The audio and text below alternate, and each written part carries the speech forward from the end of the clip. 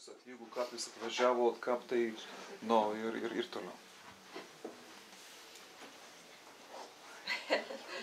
Jaučiuosi truputį pagauta. Labą dieną.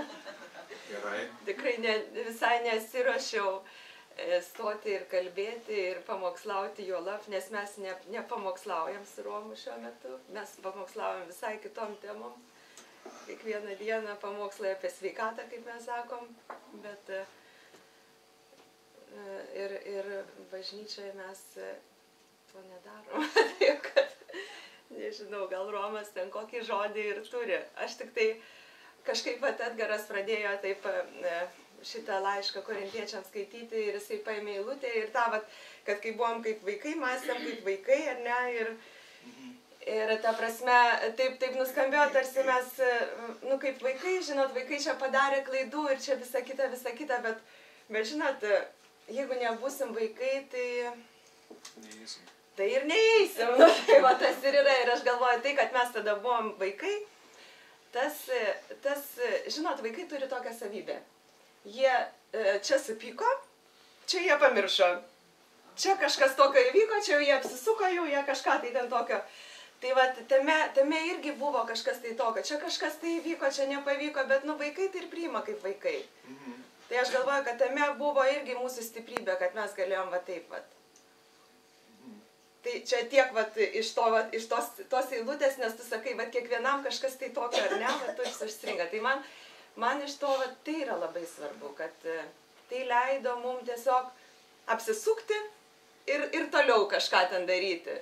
O neužsibūti tame, žinot, ir ten nirzgėti ir pykti, ar ten kažką. Čia gal daug žmonių nežino ten tų visų peripetijų ir visiškai nereikia jų žinoti. Viskas esmė tame, kad čia viskas vyksta, bet čia vat ir yra didžiausias džiaugsmas. Jo, aš tai grįžtu, kaip sakyti, kaip į bažnyčią, kurią Dievas savo laiku pavedė ganyti.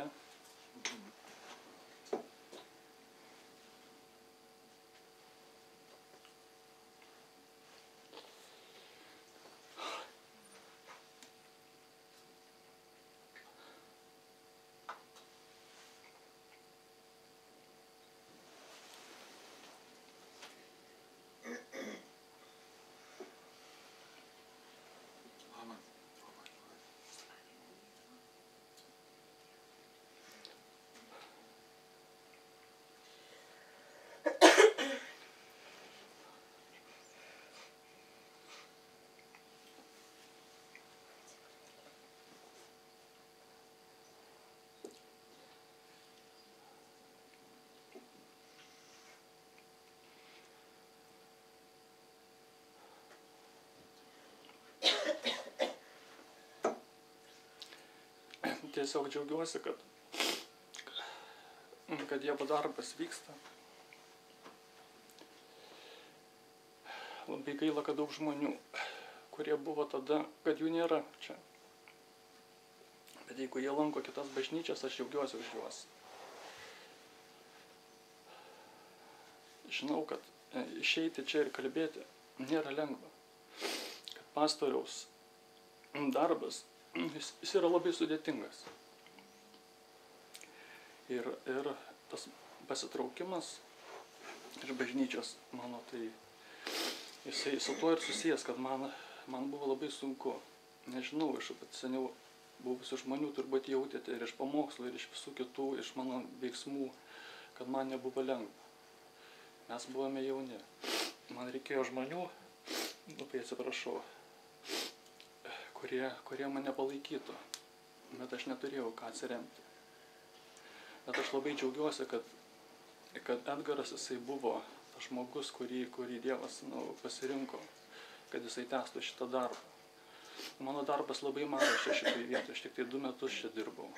Ir tai, ką dirbau, tai aš negaliu paimti kaip nuopelno, kad kažką padariau tokį. Tiesiog tai, kad jūs čia esate ir šiandien, kad jūs esate čia, tai yra Dievo darbas. Tai nėra atsitiktinumas. O kada aš ateidavau ant scenos, kada aš ruošdavau pamokslus, buvo laikotarpis, kada buvau kaip vaikas. Aš tiesiog visą tikėjau. Ir visas tas tikėjimas buvo nukreiptas į Dievą. Ir aš tiesiog tikėjau, kad aš esu netobulas, aš esu vaikas, bet aš tikėjau, kad mano lūpomis pasakytas žodis gali paliesti žmonių širdis, kad gali pakeisti jų gyvenimus. Ir aš tiesiog atsistodavau ir su pilnu pasitikėjimu Dievu kalbėdavau, ką Jisai gali padaryti. Ir mano sugrįžimas į bažnyčią, Jisai liudija irgi tos dalykus, kad pamokslininkas gali kalbėti vienus žodžius, suregzti vienus sakinius, bet Dievas gali kiekvieno žmogaus širdyje kalbėti visai kitokius dalykus, negu kalba pamokslininkas. Ir va, tas darbas, kurį daro Dievas, Jisai yra daug svarbesnis. Nes būtent Dievas mus pakelia, Dievas mus pažadina, Dievas mus sujaudina.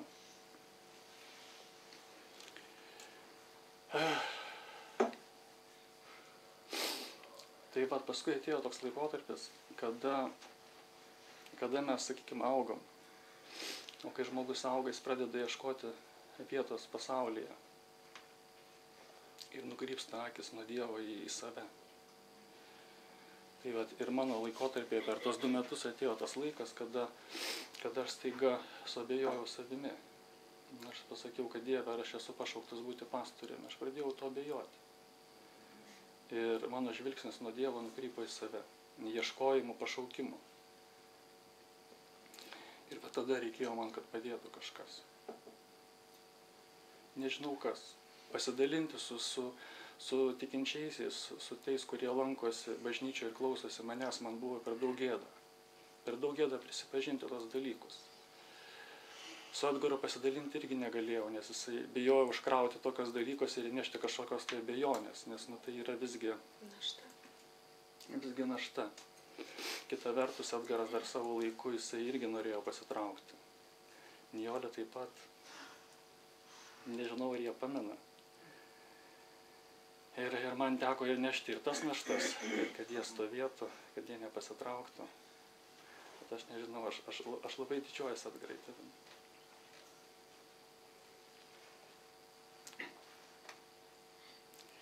Ir labai gera matyti.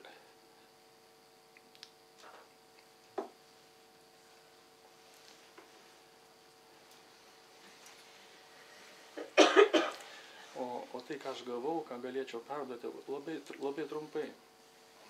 Irgi Korintiečiams 13, pirmas laiškas 13 skyrius. Ta pati meilės vieta, apie meilę kalba eina. Bet žodžiai yra keli, kad meilė visą tiki. Visą tiki. Tai yra kaip vaikai, jie tiesiog, jiems sakai ir jie tiki. Bet su laiku mūsų tas tikėjimas pasidaro toksai, kad mes nieko nebetikim. Mes pasitikim tik tai savimi ir to, ką žinome. Ir galbūt tais, kurie kažką studijavo. Kadangi mes su medicina susidurėm ir mes medicinos nestudijavom, tai žmonės tiki medikais kaip dievais. O tai yra klaida.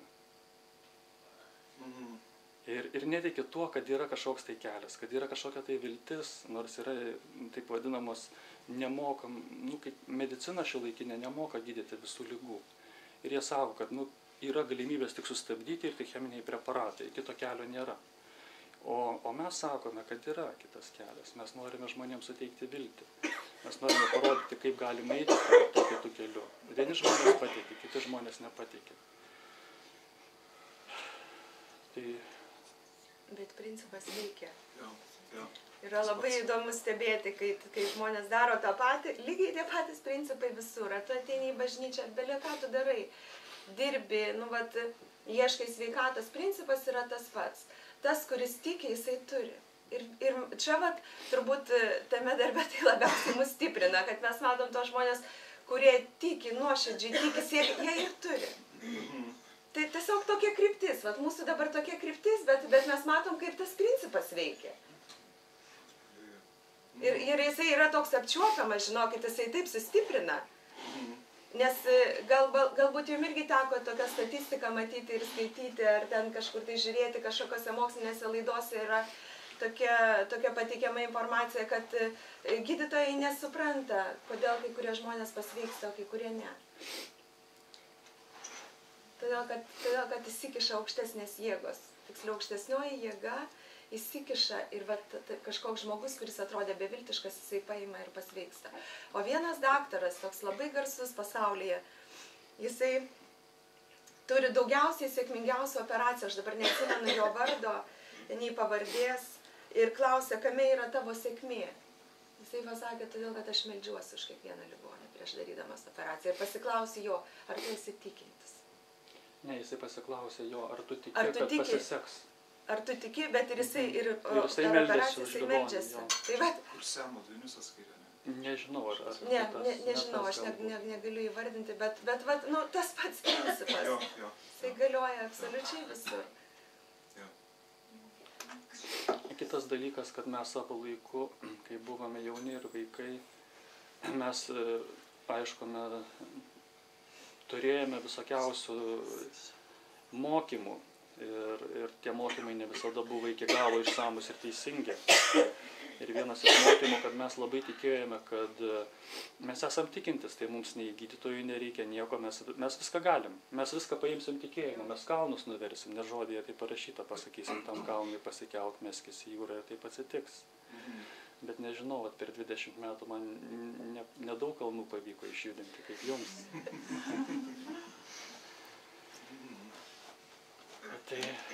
Tai mane visgi priveda mintis vatos prie šitokio dalyko, kad mums labai reikalingas bendravimas. Dievas sukūrė žmogų labai panašų į save. O koks yra Dievas? Kaip viskas buvo nuo pradžių, kai jisai sukūrė Adomą ir Ievą? Koks jisai?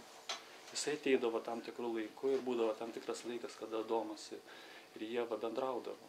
Net kai nusikalto, Dievas atėjo ir ieškojo Adomo. O ko jis atėjo? Kad pabendrauti, kad pabūti vienas su vienu. Dievas nori pabendravimo, Dievas nori, kad mes kalbėtume, kaip su asmeniu. Kartais mes tikintieji taip galvojam, kad mes Dievasgi visagalis, viską žino. Mes pagalvojame ir Dievas žino mūsų mintis. Tai yra tiesa.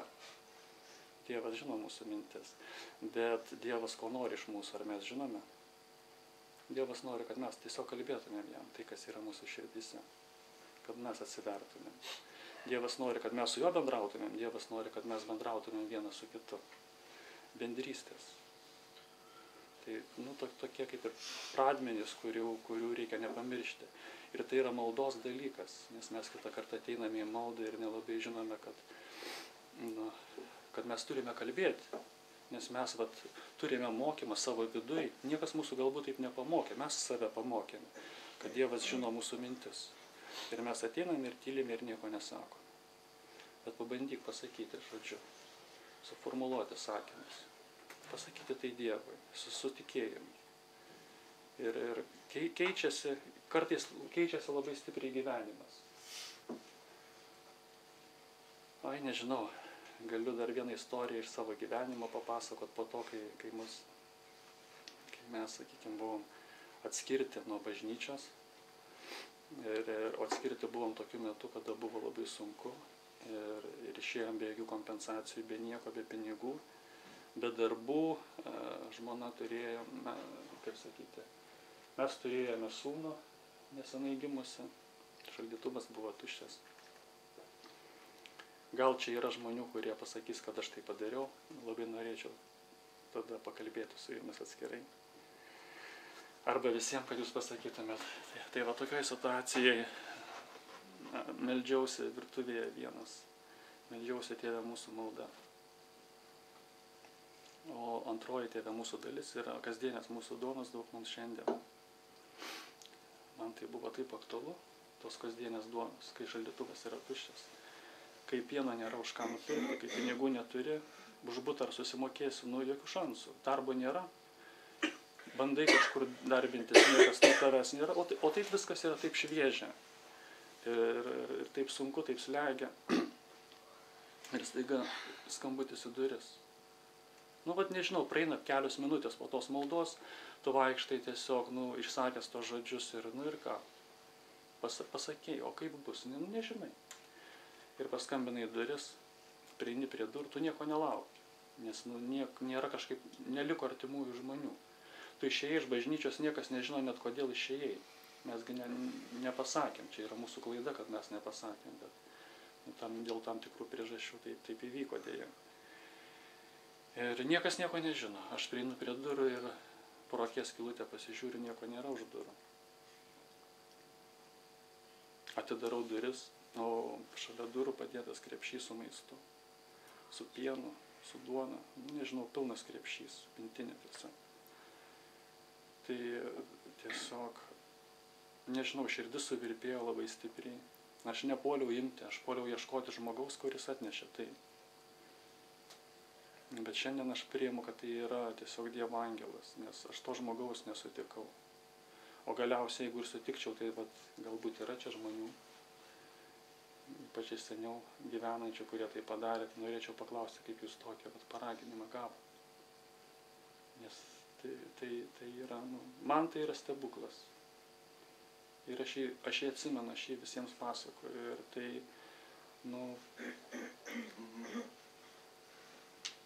tai yra labai stipru. Ir aš prisimenu savo įtikėjimo dienas ir aš apie jas karts nuo karto kalbu, kaip mane Dievas pakvietė. Bet nežiūrint to, kad aš buvau Dievo pakviestas, kad jis mane pakvietė į mokinystę, sekti jo, ieškoti jo. Vis vien aš esu žmogus. Aš esu klystantis žmogus. Ir daug prikalbu neteisingai, ir elgiuosi neteisingai, ir kelių pasirenku neteisingų. Ir žiūrint į mane, kaip į vadovą, tikrai galima nusivilti. Bet Dievas gali pakeisti mus. Bet nežiūrint to, kad aš toks buvau netobulas, buvo dalykai, už kuriuos aš meldžiausi ir Dievas darė stebuklus. Buvo tokių, už kuriuos meldžiausi ir nieko nebuvo. Ir kai niekas nevyksta, tai mane labai žlugdė. Mane labai taip spaudė. O ypač buvo aktualu tuo metu išgydymai, stebuklai. Pranašavimai, regėjimai. Iš tiesų tų dalykų kaip ir reikia nepamiršti. Dievas jisai gali tai daryti ir būtent 14 skyrius jisai tęsia toliau, kad meilė yra tas kelias, kurio turime eiti, bet neturime pamiršti, kad turime siekti dovanų, dvasios dovanų. Tai mūsų siekės, kad mes turėdami dvasios dovanas galėsime vienas kitą pamokinti, paraginti, padrasinti, paguosti, pradžiuginti. Tik tai tada, kad paguosti galėsim, kad mums reikės paguodas, tai yra faktas, nes mes einame keliais, gal jūs skaitėte kažkas tai Piligrimo kelionė, knygelė. Ten labai gerai aprašo krikščionių gyvenimą, kaip jis eina per daubas, kaip jis patenka į pagundymus, į pavojus, įvairiausias situacijas ir kaip jisai gali išeiti iš tokių situacijų. Mes visi piligrimai esame šitoje kelionėje link Dievo karalystės. Kada jinai baigsis šitą kelionę, niekas nežino. Ir jeigu žiūrėti tą Tėvę mūsų maldą, jinai pačioj pradžioje yra, kad ateini tavo karalystė. Nebaisu, kviesti, kad ateitų jo karalystė. Man kartais baisu, aš taip pagalvoju apie savo vaikus. Jie dar neišgelbėti. Labai norėčiau, kad jie būtų išgelbėti. Bet kartais taip norisi pakviesti Dievę, kad tegul ateina tavo karalystė, nes taip atsibodo gyventi, taip atsibodo matyti neteisybę šitoje žemėje, kad tiesiog baisu. Baisu, kas darosi, baisu apgaudinėjama visur. Niekas nepasikeitė nuo Jėzaus laikų, liko tas pats. Netgi imkime verslą ir kitus dalykus. Kaip yra apgaudinėjami žmonės. Pakuotės yra keičiamos, kainos lieka tos pačios. Ar čia neapgaulė? Vietoj mėsos dėdama arkliena, reiškiasi, vietoj jautienos. Ar tai yra teisinga? Kiek mes galime keisti, kiek mes galime kalbėti, kiek mes galime įtakoti šitų dalykų, nežinau. Dabar vien tik tais malda, bet kita vertus krikščionis jisai turi kalbėti apie tos dalykus. Mesgi esame pasaulio šviesa. Tik tai reikia mums išminties ir teisingai viską sudėlioti.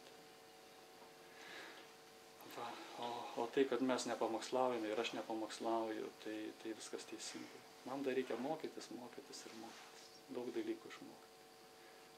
Ir duos Dievas man, nežinau, ko, bet reikia man daug ko, kad galėčiau išmokti ir dalintis su jumis. Nes tą žodį, sakykime, kur duoda Dievas, duoda kartais kelias eilutes, bet reikia jos labai tinkamai pasakyti. Nors kartais užtenka pasakyti tik tais tas 2 eilutes, o toliau tu gali kalbėti apie ką nori. Žmogus gavo tai, ką reikėjo. Labai džiaugiuosi už savo žmoną, džiaugiuosi, kad jinai pradėjo kalbėti, nes prieš 20 metų kalbėjau tik tais aš, o jinai tylėjo ir nepasakė man nei vieno žodžio, nors aš ne visada buvau teisus.